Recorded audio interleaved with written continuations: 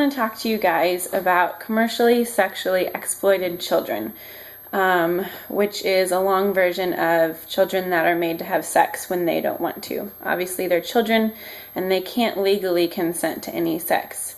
So a lot of times these children are kidnapped or actually exploited by people that they love and know.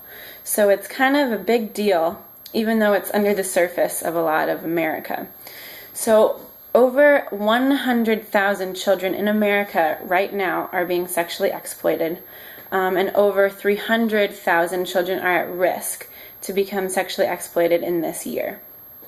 So that is just a lot of children that are doing horrible, unseen things. Sexual exploitation can be child pornography, human trafficking, sex trafficking, and sex child tourism. So I'm pretty sure you guys know what all those are.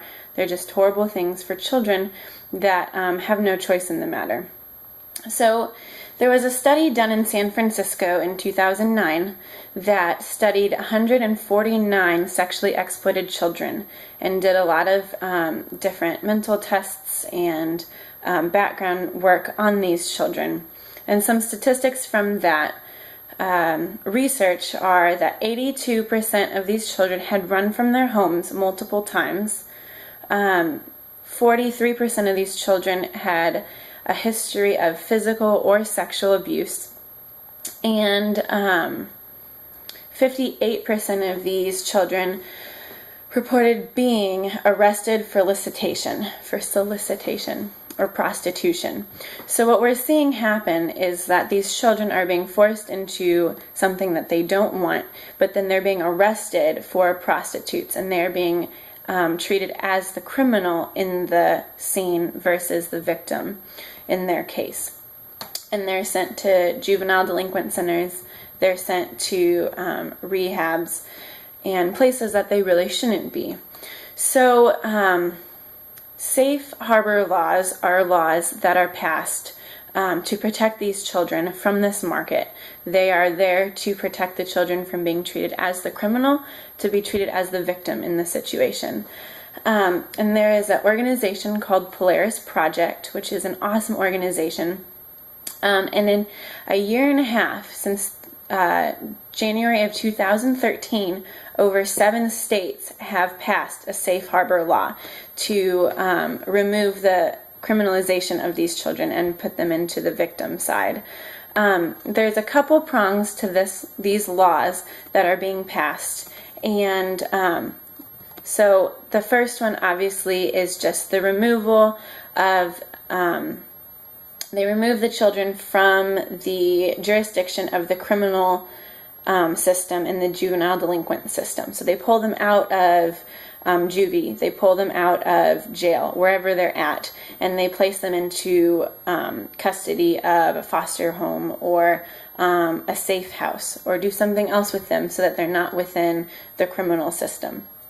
And then they also give the children protective services with specialized services to help them go on with life. They set up safe homes, they set up long-term residential homes if the children don't have safe homes to go to. They set up mental care facilities and access to GED programs. So with these safe harbor laws, it makes life for these children a reality again. These children have had their lives stripped away from them, their childhood stripped away from them, and with safe harbor laws, that can be given back to them. So just some interesting facts about this is that an exploiter can earn as much as $650,000 a year just by sexually exploiting as few as 4 children. And that is just so much money that these children are providing for these pimps or ringleaders. That should not be a thing. And these ringleaders should be charged with prosecution for the children that they're, I can't think of that word, but anyways. Anyways, the children life expectancy goes down extremely when they're put into a prostitution circle. The life expectancy for children that are in prostitution is only 7 years after they're within that prostitution. And homicide and AIDS, HIV, are the main causes of death for these children.